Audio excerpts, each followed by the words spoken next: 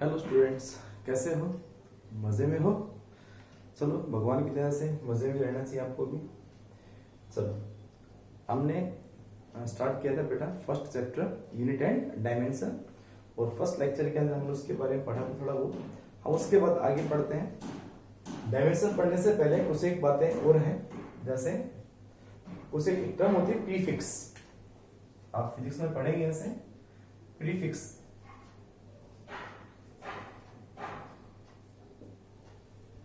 जैसे हम ये कहते हैं ना कि भाई एक टर्म है 0.05, तो उसको हम ये कह सकते हैं ना क्या 5 इंटू 10 टू पावर क्या -2। मीन्स जो 10 टू पावर में हो, चाहे 10 टू पावर -2 -3 -5 कुछ भी हो। जैसे 4000 कितना होगा 4 10 टू पावर 3, तो 10 टू पावर 3 को हम क्या कह सकते हैं किलो, है ना। तो ऐसे इन टर्म को हम कुछ एक नाम देंगे। 10 टू पावर -1 -2 -6 को 10 पावर +1 +2 +3 इन सब की वैल्यू क्या होती है, इनको क्या नाम देते हैं हम वो लिखेंगे, उनको प्रीफिक्स बोलते हैं। कुछ एक बड़ी टर्म में होते हैं, बड़ी मीन्स 10 टू पावर प्लस में 1 2 3 4 जो भी है, और 10 टू पावर माइनस में। तो 10 टू पावर प्लस और 10 टू पावर माइनस में आप दोनों को बताता हूँ, दोनों के बारे में बताता हूँ। तो सबसे पहले जैसे हम शॉर्ट जो वैल्यू होती है उनकी बात करते हैं, स्मॉल वैल्यूज के लिए। तो जैसे पहला नंबर 1 क्या होती है बेटा, सबसे पहले डेकी। डेकी इसका सिंबल बी, यहाँ सिंबल डाल देता हूं, यहाँ नाम उसका नाम है और ये सिंबल है इसके डी, और उसकी जो वैल्यू होती है वो होती है 10 टू पावर -1। तो जिसके भी आगे लगा जाए डेकीमीटर, जैसे आगे डेकीमीटर 2 डेकीमीटर ये दे दिया, या इसका मतलब क्या हुआ कि ये है 2 इंटू 10 टू पावर -1, इसका मतलब ये हुआ। किलोग्राम भी हो सकता है, कुछ और भी हो सकता है, लेकिन जिसके आगे डेकी लग गया DECI, उसका मतलब वो क्या है multiply by 10 to power -1, multiply by 10 to power -1। ऐसे ही नंबर 2 सेंटी। सेंटी, सेंटी का C, मीटर भी हो सकता है, कुछ भी हो सकता है, 10 टू पावर -2। उसके बाद मिली, मिली स्मॉल, ये सभी लेटर जाना, सभी स्मॉल लेटर में होते हैं, 10 टू पावर -3। उसके बाद माइक्रो, माइक्रो को म्यू से कहते हैं, म्यू MEU, उसको बोलते हैं MEU, mu is equal to, ये होता है 10 टू पावर -6 के इक्वल। उसके बाद नंबर 5 माइक्रो के बाद आता है क्या, कितना होगा 10 टू पावर -6, फिर आता है nano, nano small n, this is equal to 10 to power -9। उसके बाद आता है एंगस्ट्रॉम,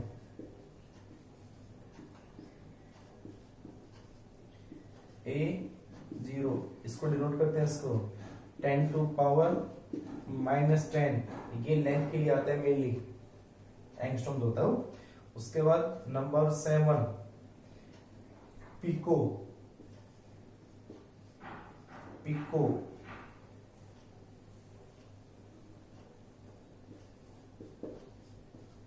पिको को माइक्रो, माइक्रो भी बोलते हैं। पिको को तो स्मॉल p हो गया, या माइक्रो, माइक्रो। और एक माइक्रो कितना होता है 10 टू पावर -6, तो 10 टू पावर -6 इंटू -6 कितना बन गया 10 टू पावर -12, ठीक है। उसके बाद नंबर 8 फेम्टो,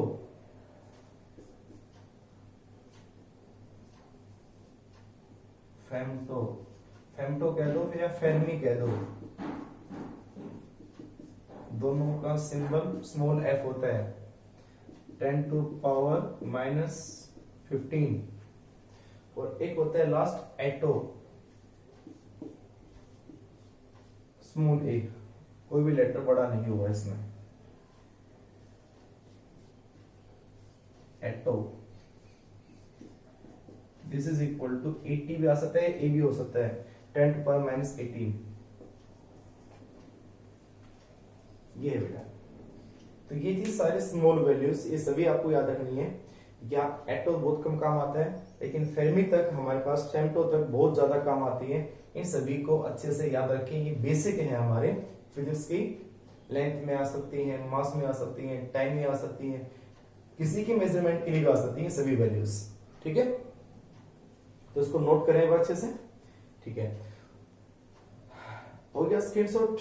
ठीक है, उसके बाद आती है, ये थी स्मॉल वैल्यूज। अब लेते हैं लार्ज वैल्यू, बड़ी वैल्यू, यानी प्लस के अंदर। तो प्लस के अंदर देखो बेटा,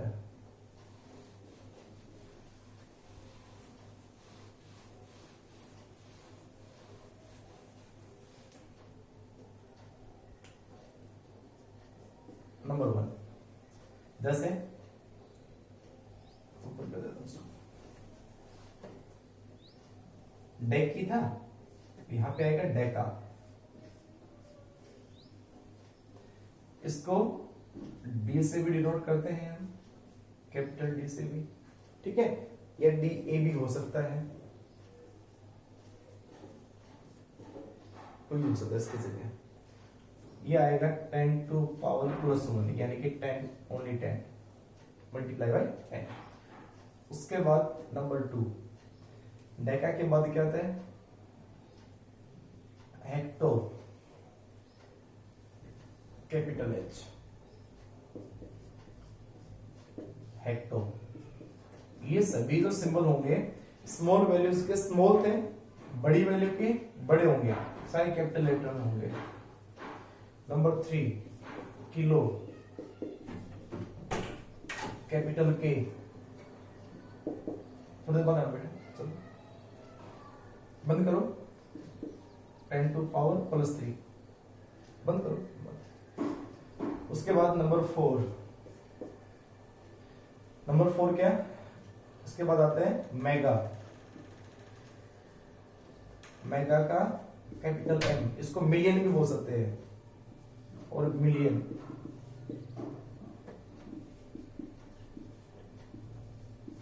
कैपिटल है वो सारे, मिलियन होगा 10 टू पावर प्लस 6, मेगा या मिलियन। नंबर 5 क्या क्या है उसके बाद में, गीगा,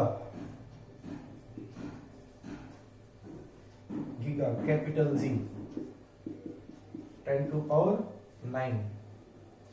उसके बाद टेरा, टी, 10 टू पावर 12। उसके बाद पेटा, पी, 10 टू पावर 15। ठीक है, उसके बाद एक्सा,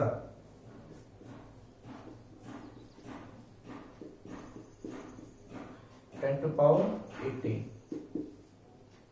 ये हमारे पास वैल्यू होती है इन सभी की बेटा। टोटल वैल्यू हमारे पास की लार्ज वैल्यू क्या क्या हो सकती है, स्मॉल वैल्यू की क्या क्या हो सकती है, सभी values.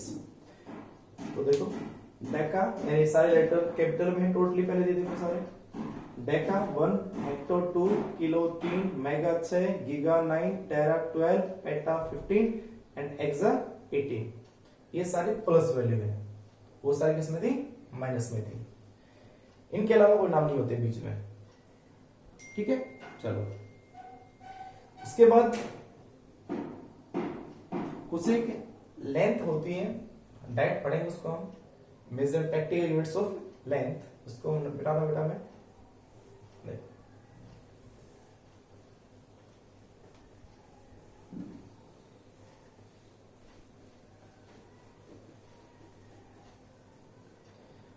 practical units of length।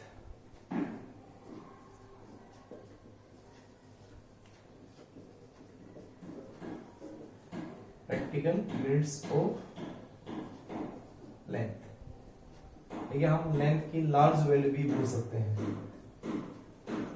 जैसे एस्ट्रोनॉमिकल है ना, यहां से लेकर सन तक की डिस्टेंस क्या है, इन सब के बारे में जो लार्ज वैल्यू ऑफ लेंथ होती है उनको कैलकुलेट करने के लिए उनका कुछ नाम दिया गया है। तो जैसे फर्स्ट तो यही होगी एस्ट्रोनॉमिकल यूनिट,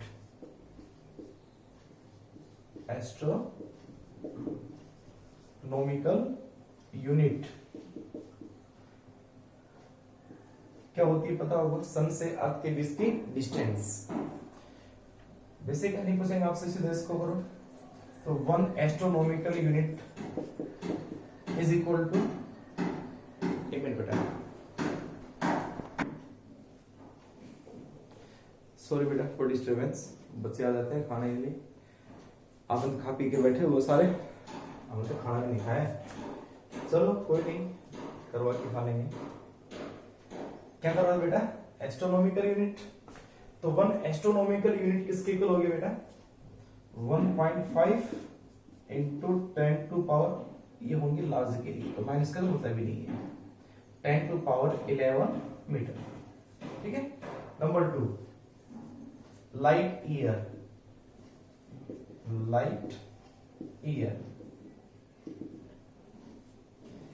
1 लाइट ईयर किसके इक्वल होगी बेटा, सभी ने नाम सुना होगा इसके बारे में, 9.46 10 टू पावर 15 मीटर। एंड नंबर 3, पारसेक, पूरा नाम होता है पेरिलेक्टिक सेकेंड।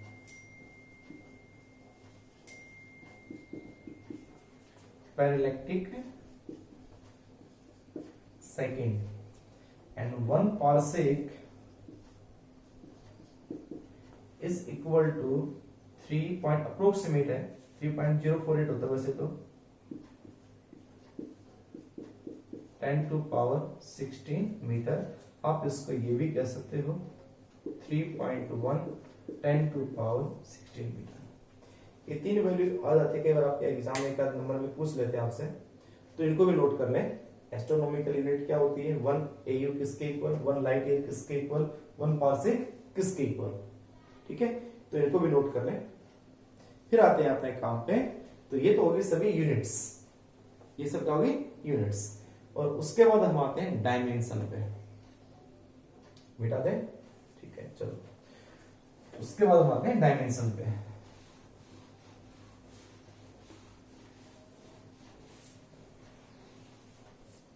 देखो बेटा, डायमेंशन के अंदर डायमेंशंस क्या होते हैं पहले हम ये देखेंगे।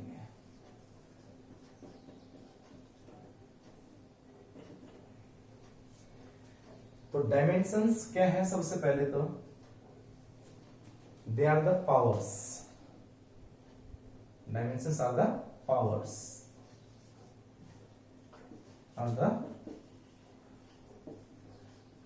Powers of base quantity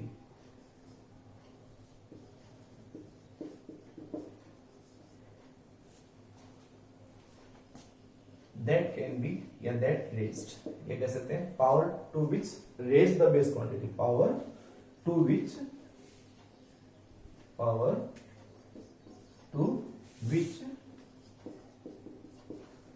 base quantities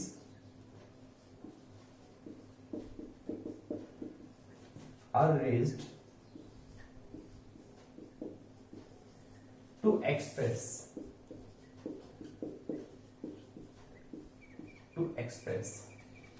ठीक है, उसका एक्सप्रेशन के लिए। मतलब जैसे हमारे पास क्या है, एरिया। एरिया में क्या हो गया, एरिया होता है लेंथ का स्क्वायर, तो इसका मतलब लेंथ का स्क्वायर, स्क्वायर क्या होगी, पावर। तो वो किसी भी लेंथ की पावर, तो पावर कितनी है, 2, तो 2 उसका डायमेंशन है।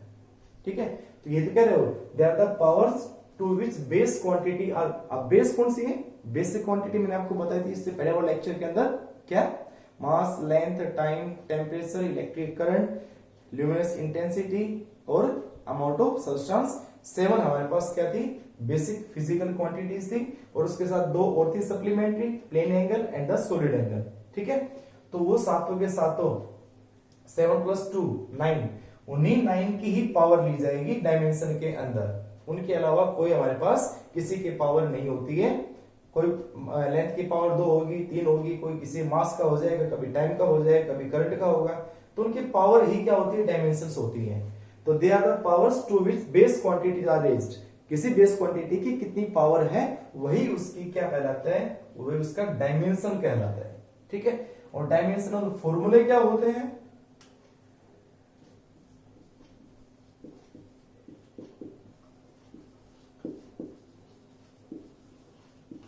डायमेंशनल फॉर्मूले क्या होते हैं,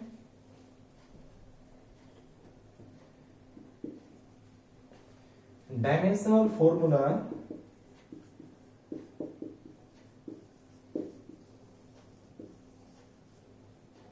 of a physical quantity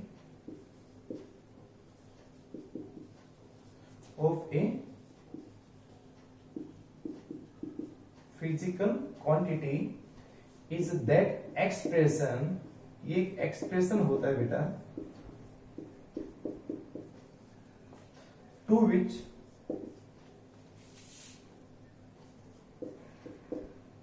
या which रिप्रेजेंट कर सकते हैं, which represent expression which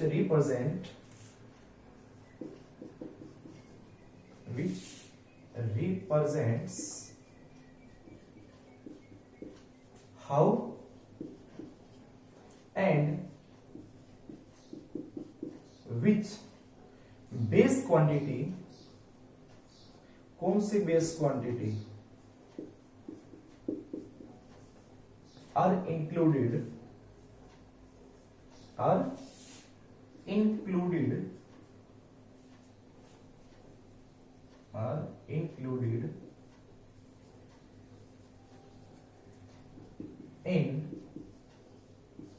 that physical quantity,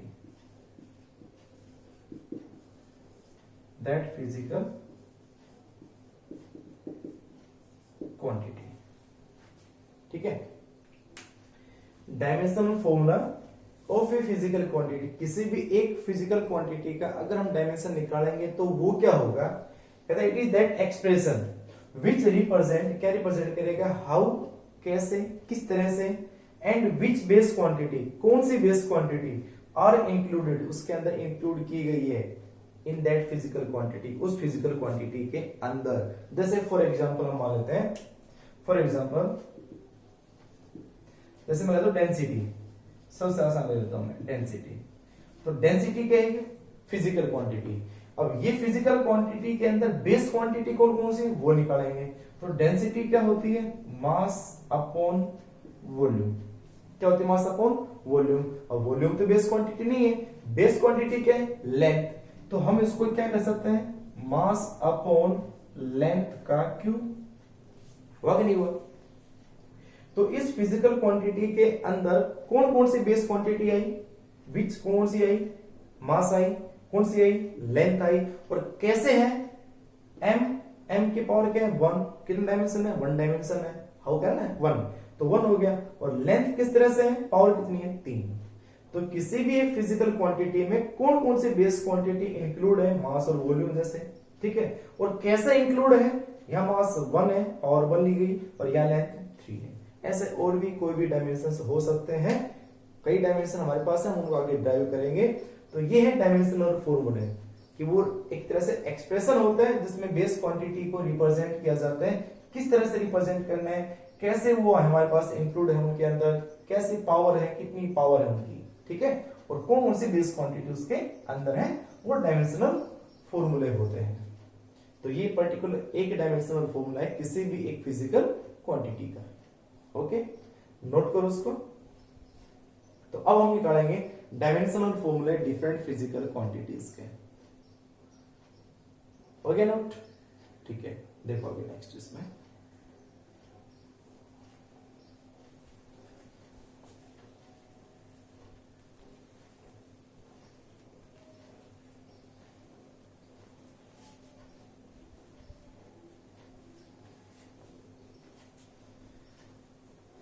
देखो बेटा,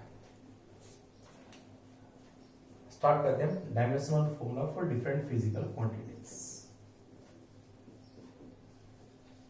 डायमेंशनल फॉर्मूले for different physical quantities.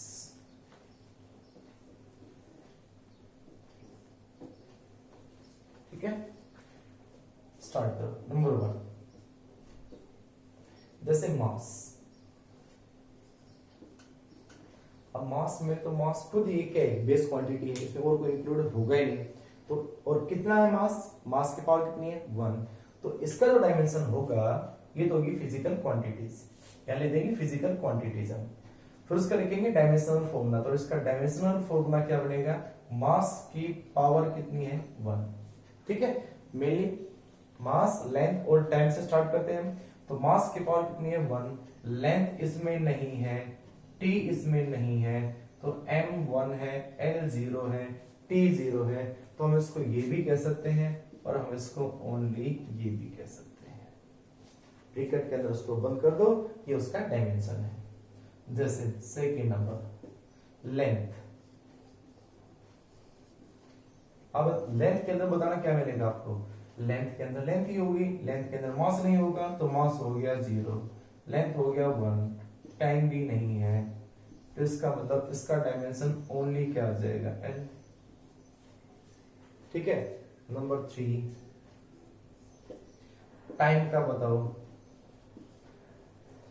Time के अंदर हमारे पास ओनली आ जाएगा टाइम, तो m0 l0 t only, t कितना है 1।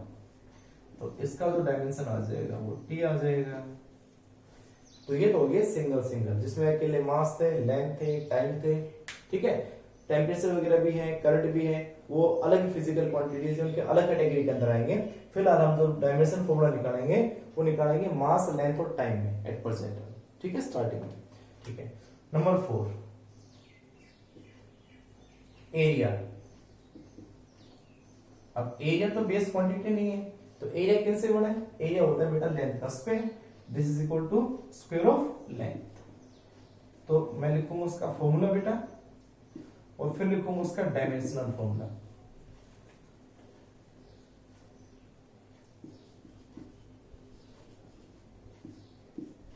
तो ये तो हो गया फॉर्मूला जो बेस क्वांटिटी के अंदर आ गया। तो बेस का क्या है, स्क्वायर है, और लेंथ का कितना डायमेंशन है l, तो सीधा से इसका डायमेंशन क्या बन जाएगा l स्क्वायर।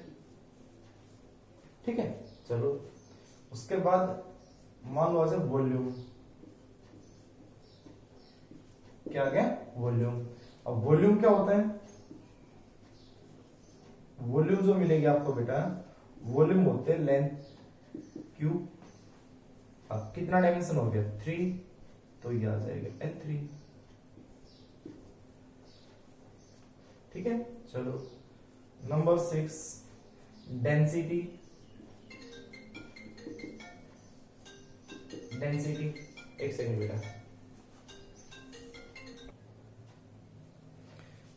तो बेटा आपको क्या होता है डेंसिटी का, तो डेंसिटी क्या होता है बेटा, फॉर्मूला पता होगा आपको। डेंसिटी होती है मास अपॉन वॉल्यूम।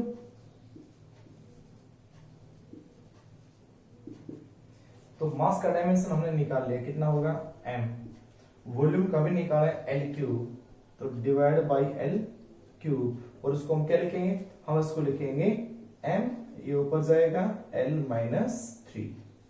तो डायमेंशन ऑफ डेंसिटी क्या बनेगा m l माइनस 3, टाइम जोड़ दो आपकी मर्जी है, m l माइनस 3 t 0। तो ये हो जाएगा इसका बेटा डेंसिटी का।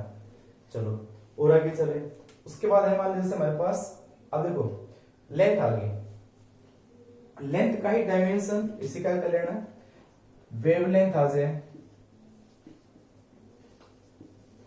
तो वेवलेंथ भी क्या होती है, लेंथ ही होती है। रेडियस आ जाए तो भी यही होती है। ठीक है, डिस्टेंस आ जाए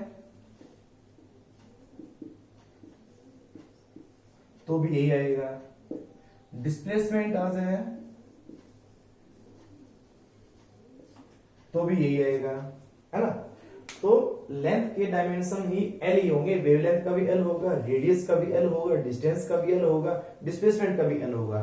तो सभी डायमेंशंस के बीच में गैप बना के लिखना, गैप। जैसे लेंथ आ गया, लेंथ के अंदर ये डायमेंशन लिख देना साथ साथ कि इनके डायमेंशन भी यही होंगे। ओके, उसके बाद अगर हमारे पास क्या आ गया, जैसे स्पीड आ गया नंबर 7। अब ये काउंट मत करना कितने हुए हैं, क्योंकि अब काउंट करोगे तो ये भी और ऐड हो जाए इसमें, है ना। तो लिख दे दो serial number only, serial number है हमारे। तो स्पीड है या वेलोसिटी है, यहां कोई डिफरेंस नहीं है डायमेंशन में दोनों में, ठीक है।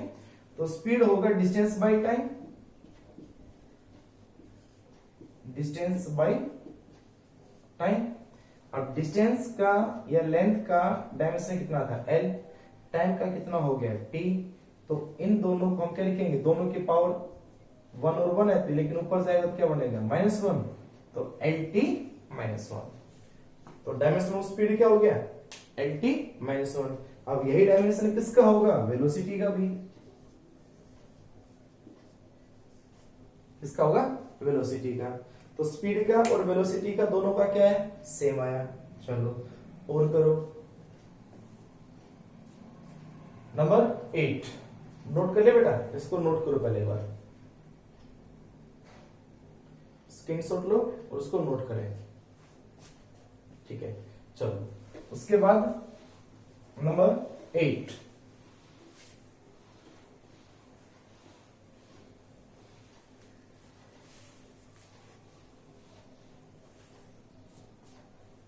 Number 8 acceleration. अब एक्सेलरेशन बोलते हैं या फिर एक्सेलरेशन ड्यू टू ग्रेविटी आ जाए।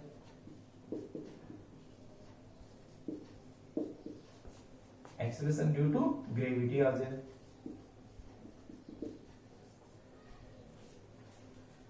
दोनों का एक ही कॉन्सेप्ट है तो वो भी एक्सेलरेशन ही, दोनों में वेलोसिटी क्या हो रही है, चेंज।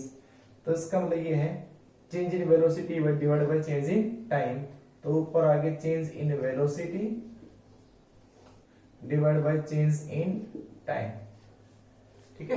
तो अब बताओ क्या आएगा, वेलोसिटी का डायमेंशन क्या था बेटा, lt-1 डिवाइड बाय t और आ गया तो ये t भी ऊपर जाएगा, तो इसका मतलब ये क्या बनेगा, lt-1 और -1 बेस सेम में पावर क्या हो जाएगी, ऐड। इसका मतलब इसका जो डायमेंशन बन जाएगा ये बन जाएगा lt-2। क्या बन जाएगा, lt-2। चलो और तो आगे number 9 linear momentum. Linear momentum होता है p से इसको डिनोट करते हैं, जो किसके इक्वल होता है, डिनोट से वैसे मत करना, ये तो मैंने एक फालतू दिया आपको, mass into velocity. Mass into velocity.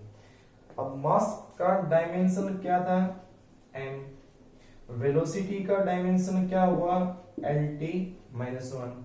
तो लीनियर मोमेंटम का डायमेंशन कितना है, mlt-1, ठीक है। चलो उसके बाद नंबर 10 फोर्स।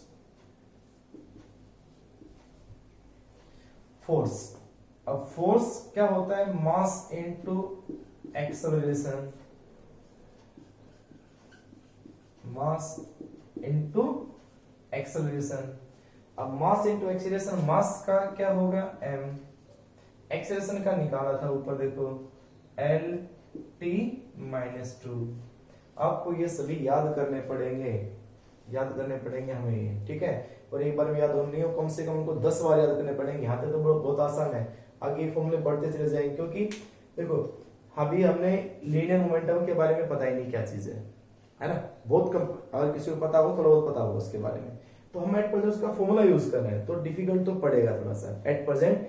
अगर डायरेक्ट उसका डायमेंशन फॉर्मूला याद किया जाए तो बहुत डिफिकल्ट पड़ेगा।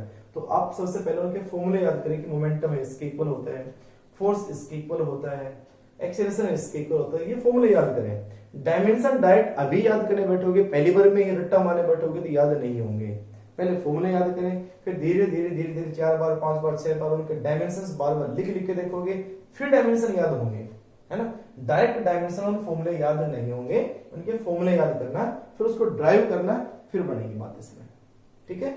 अगले लेक्चर में हम और डायमेंशंस करेंगे और डायमेंशन फॉर्मूला करेंगे जो फोर्स के ऊपर डिपेंड करेंगे और फैक्टर्स भी होंगे। ओके, तब तक के लिए bye, thank you, have a nice day, खुश रहो।